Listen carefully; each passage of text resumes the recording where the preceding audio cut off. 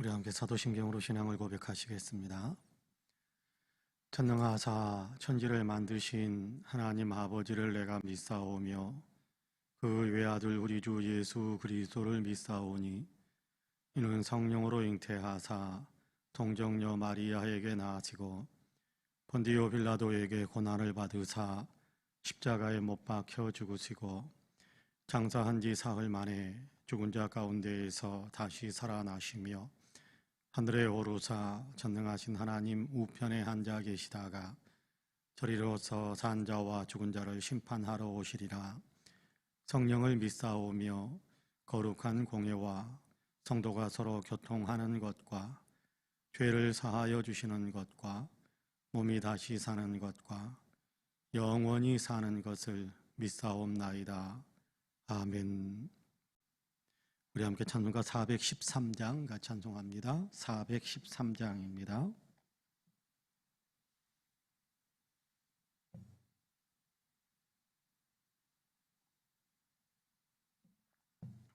찬송가 413장 같이 찬송합니다. 같이 찬송합니다. 내 평생에 가는 길 순탄하여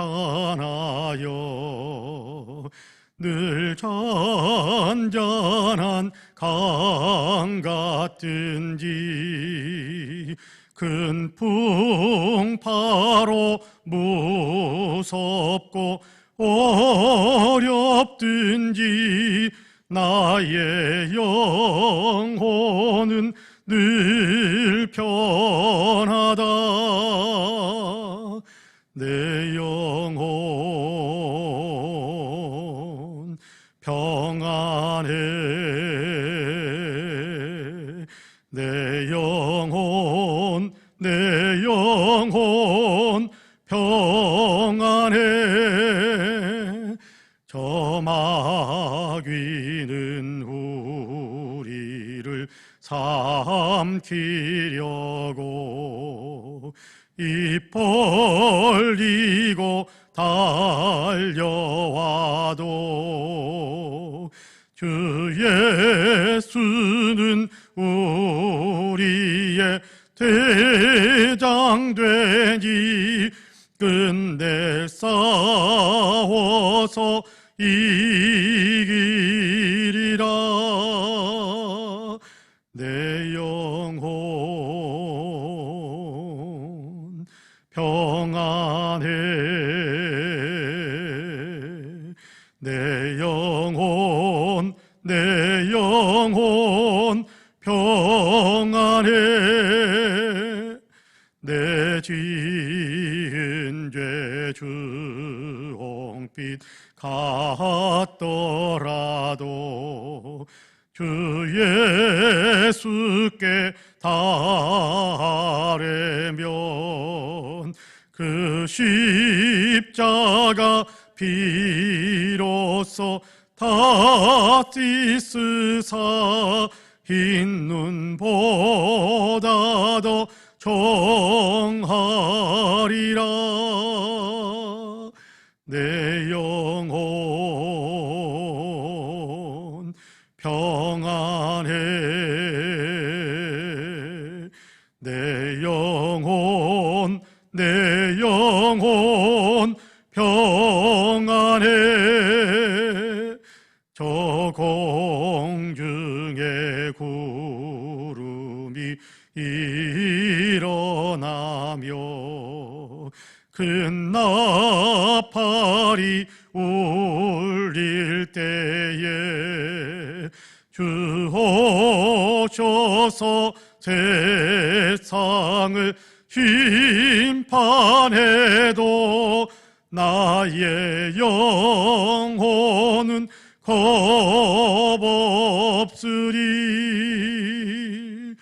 내 영혼 평안해.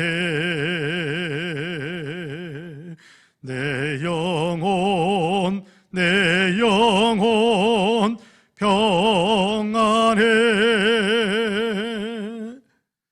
아멘. 하나님의 말씀은 야고보서 4장입니다. 야고보서 4장 10절에서 12절까지, 야고보서 4장 10절에서 12절까지의 말씀입니다.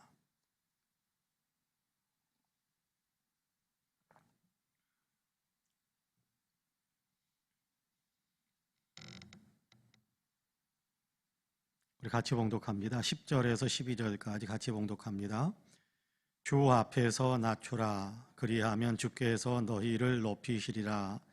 형제들아, 서로 비방하지 말라. 형제를 비방하는 자나 형제를 판단하는 자는 곧 율법을 비방하고 율법을 판단하는 것이라. 내가 만일 율법을 판단하면 율법의 준행자가 아니요 재판관이로다. 입법자와 재판관은 오직 한 분이시니 능히 구원하기도 하시며 멸하기도 하시느니라. 너는 누구이기에 이웃을 판단하느냐. 아멘. 이 말씀에 큰 은혜가 있기를 원합니다. 할렐루야. 오늘도 하나님께서 허락하신 새 하루의 삶을 시작하시는 우리 사랑하는 모든 성도님들에게 하나님의 놀라우신 은혜와 크신 평강의 역사가 풍성하게 임하시기를 주님의 이름으로 간절히 축복합니다. 오늘도 하나님께서 함께 하셔서 마음의 위로가 있고 또 마음의 격려가 있고 하나님께서 주시는 놀라운 희망과 또 담대함이 있어서 용기가 있어서 오늘도 거침없이 하나님께서 맡기신 삶들을 믿음으로 그렇게 살아갈 수 있는 우리 모든 성도님들이 다 되시기를 주님의 이름으로 간절히 축복합니다. 아멘. 오늘 우리가 야고보서 4장 10절에서 12절까지의 말씀을 같이 읽었습니다. 어제 우리가 읽었던 본문에서는 하나님 앞에서 자기 자신을 겸손하게 낮추는 것이 필요하다라는 것에 대한 이야기를 같이 나누었었죠. 하나님 앞에서 교만한 사람은 하나님의 은혜를 받을 수가 없고 도리어 하나님을 대적하는 사람으로 인정이 되어서 하나님이 그 사람을 대적하는데, 하나님 앞에서 자기 자신을 겸손하게 낮출 줄 아는 사람은 하나님께서 그 사람에게 은혜를 베풀어 주신다, 그렇게 말씀하시는 것을 우리가 어제 같이 이렇게 읽었습니다. 당연한 것인데, 그렇죠, 당연한 것인데 당연하게 그렇게 여김을 받지 못하고, 당연한 것인데 또 사람들이 당연히 그렇게 살지 못하고 있어서 그런 말씀을 우리에게 들려주는 겁니다. 하나님 앞에서 이렇게 겸손하라, 하나님 앞에서 자기 자신을 낮추라라는 것은 당연한 것 아니겠습니까? 하나님은 창조자시고 우리는 피조물이고, 그렇죠, 하나님은 구원자시고 우리는 절대적으로 구원이 필요한 사람이고, 그렇지 않습니까?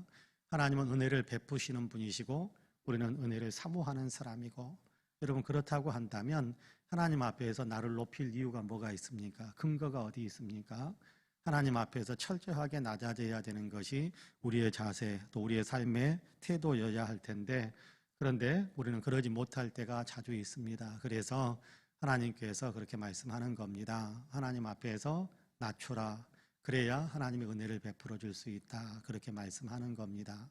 여러분, 하나님 앞에 낮춘다라는 것에 대해서 어제 읽은 내용, 하나님을 향한 마음의 태도, 하나님 앞에 하나님을 더 가까이 가기 위해서 애쓰고 하나님께 복종하기 위해서 애쓰고, 하나님 앞에서 정말 내 자신의 안타까운 처지, 내 자신의 안타까운 현실을 보면서 애통해 할 줄 아는 그런 마음들을 갖는 것, 그것이 하나님 앞에서 자기를 낮추는 것이다 라고 이야기하시면서, 오늘 우리가 읽은 본문에서는 곧바로 이어서 하나님의 말씀에 따라서 다른 사람들, 내 옆에 있는 사람들을 소중히 여겨주고 내 옆에 있는 사람들을 존중히 여겨줄 줄 아는 그런 마음의 태도를 갖는 것이 하나님 앞에서 내 자신을 낮추는 것이다, 그렇게 이야기합니다.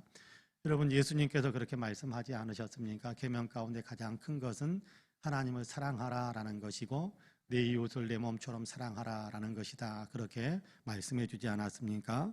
그러니까 이건 예수님만 하시는 말씀이 아니고 신약 성경에 와서 주어진 그런 말씀인 것은 아닙니다. 구약 성경에도 보면 여러분, 이웃을 사랑하라라는 말씀의 계명들이 선명하게 기록이 되어져 있어요. 선명하게 이웃을 내 몸처럼 사랑하라라는 분명한 계명들이 선명하게 기록이 되어져 있습니다. 그러니까 구약 성경에서도 그렇고 신약 성경에서도 그렇고 하나님 앞에서 살아가는 사람, 하나님을 믿고 하나님을 섬기는 그런 삶을 살아가는 사람이라고 한다면 마땅히 이웃을 사랑하면서 사는 것이 맞다. 그렇게 살아야 한다. 그렇게 살아라 라고 말씀하신단 말이에요. 그것은 하나님의 계명이에요. 하나님의 율법입니다. 이 율법을 여러분 우리가 옳다 그르다 우리가 판단하고 따라가도 된다, 따라가서는 안 된다, 뭐 이런 것들에 대해서 우리가 결정을 해야 되는 결정권이 우리에게 있는 게 아니에요. 여러분 법이 세워지면 그렇죠. 법이 이렇게 국가에도 법이 세워지면 그 법이 옳다 그르다 이 법을 지킬 것인가 말 것인가를 결정하는 것이 내게 있는 것이 아니에요. 국가에서 선포를 하게 되면 그것이 법이 되는 겁니다. 나는 아무리 인정하지 않으려고 할지라도 여러분 그 법에 따라서 사람들은 판단을 받게 되고 평가를 받게 되고 그 법에 저촉이 되어지고 그 법을 어기게 되면 그러면 범법자로 그렇게 심판을 받게 되는 것이 국가의 법이기도 하지 않습니까? 마찬가지입니다. 하나님께서 정하신 법, 근데 그 법을 내가 생각하기에 이것은 지킬 만한 것, 이것은 지키서는 이제 뭐 지킬 필요 없는 것, 이것은 순종해야 될 것, 이건 순종하지 말아도 않아도 될 것, 이걸 우리가 생각하는 것이 아니라는 거예요. 하나님께서 우리에게 명령하셨으니까, 하나님께서 우리에게 반포하셨으니까 우리는 그것을 따라가는 것, 그것이 하나님을 경외하는 것이고 하나님을 섬기는 것입니다. 그런데 하나님께서 우리에게 주신 말씀이 뭐예요? 예수 믿는 사람은, 하나님을 아버지라고 믿고 섬기는 사람은 이웃을 사랑해야 된다. 그렇게 말씀하잖아요.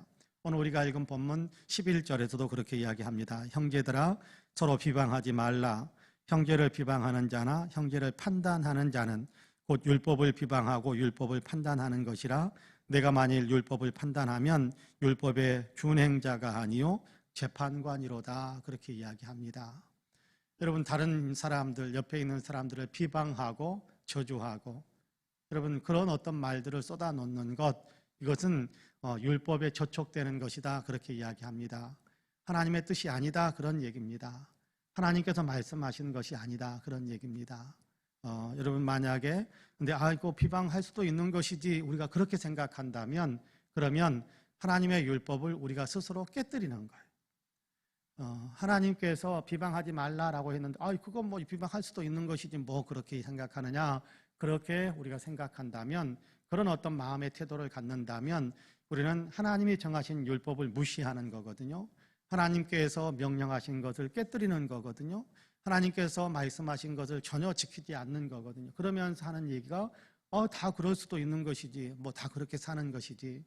그렇게 한다면 하나님 앞에서 우리는 율법을 철저하게 위반한 사람, 율법에 저촉된 사람, 율법을 범한 사람, 그렇게 되는 겁니다. 그 사실을 기억하라는 거예요. 그러니까 여러분 우리가 다른 사람을 비방하는 말들, 또 다른 사람들에 대해서 좋지 않게 판단하는 말을 거침없이 쏟아놓는 말들, 이런 것들이 하나님 앞에서 우리에게 얼마나 안 좋은 것인가, 하나님의 마음을 얼마나 아프게 만드는 것인가. 나중에 이제 모든 것들에 대해서 판단을 하고 심판하실 때에 하나님께서 얼마나 이게 네가 내 율법을 깨뜨렸다, 네가 나의 명령을 어겼다라고 하나님께서 책망하실 그런 내용인가라는 것도 우리가 생각해야 돼요. 자, 하나님께서 말씀하셨으니까 나는 수용하는 겁니다. 하나님 앞에서 내 자신을 낮춘다라는 것은 하나님의 말씀에 내가 순종하는 겁니다. 내가 내 자신을 하나님께는 전혀 순종하지 않으면서 나 하나님 높여드립니다, 하나님 앞에서 나는 낮춥니다, 그건 거짓말이죠. 어떻게 보면 하나님을 우롱하는 것과 같습니다. 여러분 한번 생각해 보세요. 누군가가 나보다 좀 더 어리기도 하고 또 이렇게 나에게 뭔가 많이 부탁을 해야 될 그런 사람이 있습니다. 그런데 그 사람이 내 앞에 와가지고 이렇게 막 이렇게 나를 높이고 나를 막 칭찬하고 나를 막 이렇게 대단한 사람처럼 그렇게 높여주면서 그러면서 행동은 전혀 그렇게 하지 않는다면, 그러면 안 돼. 그러면 그러지 말라고 내 마음대로 하는 것이지. 그러면서 그래도 나는 당신을 존경하고. 여러분 그렇다고 한다면 우리가 그 사람이 내게 나를 향해서 하는 말이 여러분 존경하는 말로 들리겠습니까? 아니면 우롱하는 말로 들리겠습니까? 가만히 한번 생각해. 갈라디아서에 보면 하나님께서 그런 말씀을 하신 적이 있어요. 하나님은 만홀히 여김을 받지 아니하신다. 그렇게 말씀하고 있거든요. 하나님을 우습게 여기지 말아라, 그런 얘기입니다. 앞에서 뒤에서 전혀 다른 태도로 하나님에 대해서 그렇게 대하는 그런 어떤 태도를 가져서는 안 된다, 그런 얘기입니다. 앞에서는 하나님을 찬양합니다. 그리고 나서 또 세상살이에 나아가지고는 하나님이 어디 있어? 내 마음대로 사는 거지. 그러면 여러분, 하나님 앞에 하나님이 얼마나 심각하게 보겠습니까?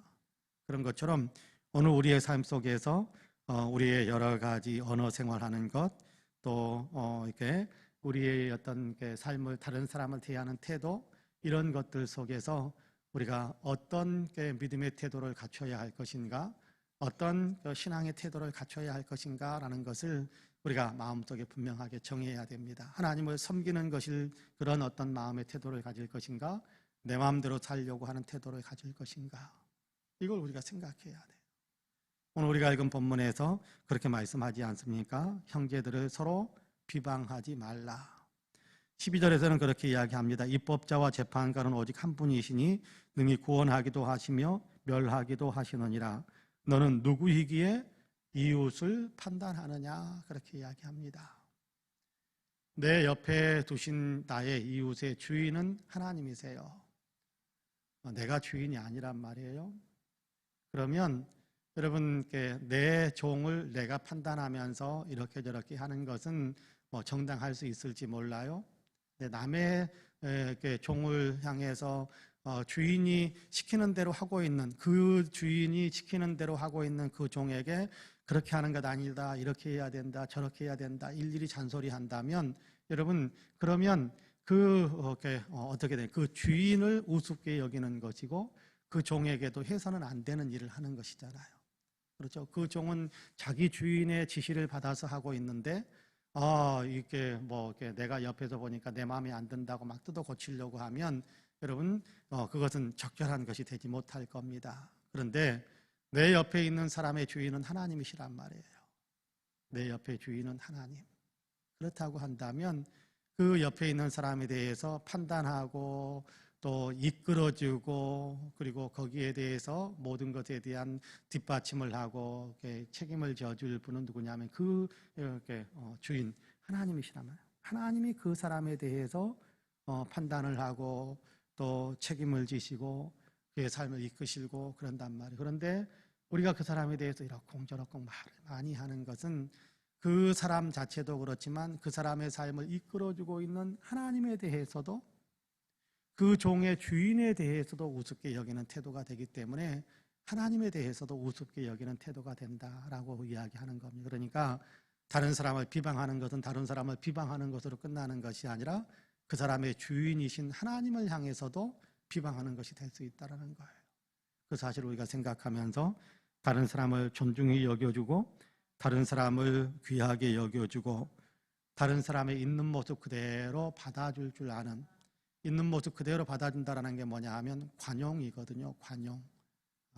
관용이란 단어로 다 포함시킬 수는 없겠지만 가장 큰 틀 가운데 하나는 관용이에요. 그냥 있는 모습 그대로 받아주고 용납해 주는 것. 바로 그런 어떤 믿음의 삶을 살아갈 때 우리는 하나님께로부터 칭찬받을 수 있을 겁니다. 여러분, 우리가 다른 사람에 대해서 이러쿵저러쿵 말을 많이 하는 것보다는 다른 사람을 존중해 줄 줄 알고 하나님께 그 사람의 모든 것들을 맡겨드릴 수 있는 그런 믿음의 태도를 가질 때 우리는 하나님께 칭찬받을 겁니다. 바라기는 저와 여러분이 그렇게 하나님께 칭찬을 받는 그런 아름다운 삶을 살아갈 수 있게 되기를 주님의 이름으로 간절히 축복합니다. 아멘. 기도하겠습니다. 자비와 공의를 풍성하신 하나님, 오늘도 우리를 사랑하셔서 주의 전으로 이끄시고 새벽 제단을 쌓으며 또 있는 처소에서 하나님 마음을 정비하고 또 머리를 조아리면서 새벽 제단을 쌓을 수 있게 하시니 참으로 감사합니다. 예배하는 이 시간 우리의 마음이 온전히 하나님을 향하게 하여 주시고, 하나님 기도하는 이 시간 우리가 하나님을 전폭적으로 의지할 수 있도록 도와주옵소서. 하루를 시작하는 첫 시간에 먼저 예배하며 기도하게 하셨사오니 하루를 온전히 예배하는 마음으로 또 기도하는 마음으로 살아갈 수 있게 하여 주시고, 하나님 우선주의 또 하나님을 진실로 존중히 여기며 하나님께 내 자신을 낮추고 하나님께 내 자신을 온전히 복종시켜 드릴 수 있는 그런 믿음의 태도를 늘 유지할 수 있도록 주님께서 축복하여 주옵소서. 긍휼이 풍성하신 아버지 하나님, 우리 한 사람 한 사람에게 성령의 충만함을 주시기를 간절히 원합니다. 주님을 사랑하고 또 주님을 더 잘 믿을 수 있는 성령의 충만함이 우리에게 있게 하여 주시고, 하나님 다른 사람들과의 관계 속에서 주님을 잘 나타내고 주님을 잘 보여주고 또 주님을 잘 전해주어서 다른 사람들로 하여금 주님 앞에 서게 만들 수 있도록 도와주는 일을 잘 감당하게 하시는 그런 성령의 충만함이 오늘도 우리에게 넘치고 넘치게 하여 주옵소서. 이런저런 아버지 환경과 여건 때문에 우리가 하나님을 섬기고 또 하나님을 전하는데 하나님 위축되거나 또 하나님 무관심하거나 게을러지지 않게 되기를 간절히 원합니다. 삶의 환경과 여건이 아무리 이렇게 저렇게 바뀐다고 할지라도 그러나 그 가운데에서도 우리가 가져야 될 가장 중요한 태도, 하나님을 섬기고 또 우리 주 예수 그리스도를 다른 사람들에게 전해주는 것인데, 하나님 여기에서 우리가 뒷걸음질 치거나 물러서지 않게 하여 주시고 계속해서 믿음으로 전진해 갈 수 있는 귀한 아버지 하나님의 성도들이 다 될 수 있도록 축복해 주옵소서.